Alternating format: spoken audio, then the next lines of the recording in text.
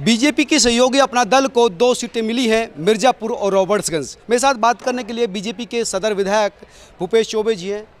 चौबे जी, आप बीजेपी से विधायक हैं। अगर रॉबर्ट्सगंज की बात करें तो वहाँ पर अपना दल की प्रत्याशी रिंकी कौल है, और यहाँ मिर्ज़ापुर में जहाँ प्रधानमंत्री आए थे वहाँ से अनुप्रिया पटेल है।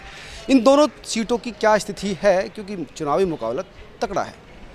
देखिए, आज अभी माननीय देश के प्रधानमंत्री नरेंद्र मोदी जी आज माँ विंध्यवासिनी के धाम से जो सबका आशीर्वाद चाहा है और जो निवेदन किया है, बड़े भावनात्मक तरीके से जो सब ने स्वीकार किया जनता ने कि कप प्लेट से मोदी जी का बहुत बचपन का रिश्ता है और उसे चमका करके दिल्ली भेजना है, जिससे तीसरी बार प्रचंड बहुमत के साथ नरेंद्र मोदी जी प्रधानमंत्री बन सके।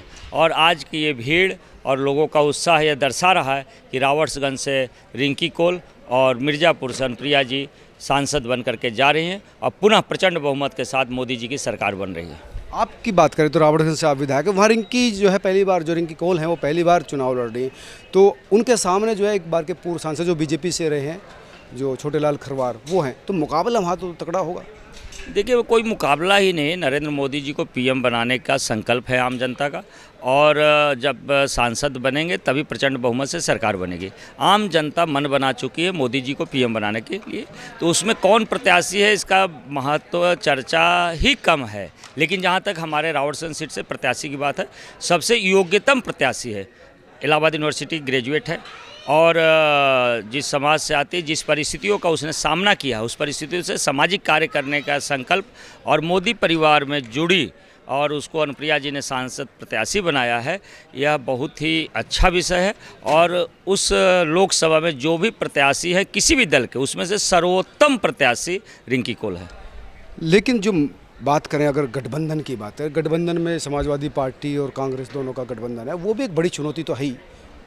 देखिए, सब लोग मिल करके केवल एक बात कह रहे हैं कि मोदी को हटाओ, जनता चाह रही मोदी को रखो, तो इस गठबंधन का कोई मतलब नहीं है। ये 2 शहजादों का गठबंधन है, 2 रईसजादों का गठबंधन है। अगर मैं कहूँ तो 2 ऐसे नए उम्र के लड़के जिनको कोई समझ नहीं है राजनीति की और सामाजिक कोई वेदना नहीं है, ऐसे लोगों का गठजोड़ है जिसका कोई आम जनता पे कोई असर नहीं है।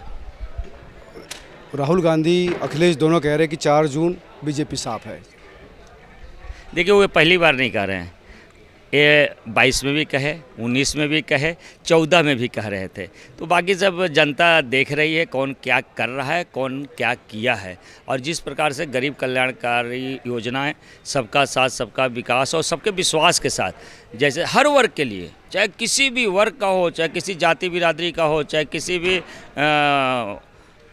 आर्थिक स्थिति, चाहे जो भी हो, जो जहाँ है सबको अवसर है, हर व्यक्ति। लेकिन महंगाई और बेरोजगारी 2 बड़े मुद्दे हैं जो इस समय एक जनता के सामने बड़ी चुनौती है।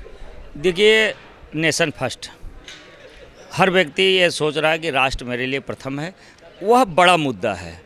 राष्ट्र प्रथम हो और भारत विकसित राष्ट्र बने, सबसे बड़ा मुद्दा ये है, इसके अलावा कोई मुद्दा नहीं है। धन्यवाद भूपेश जी। ये थे रॉबर्ट्सगंज सदर से विधायक भूपेश चौबे, जिनका कहना था कि इस बार फिर से जनता मोदी को चुन रही है, कोई मुकाबला ही नहीं है, नेशन को लेकर जनता डिवोटेड है। आप तमाम लोग क्या सोचते हैं जरूर बताएं। नमस्कार।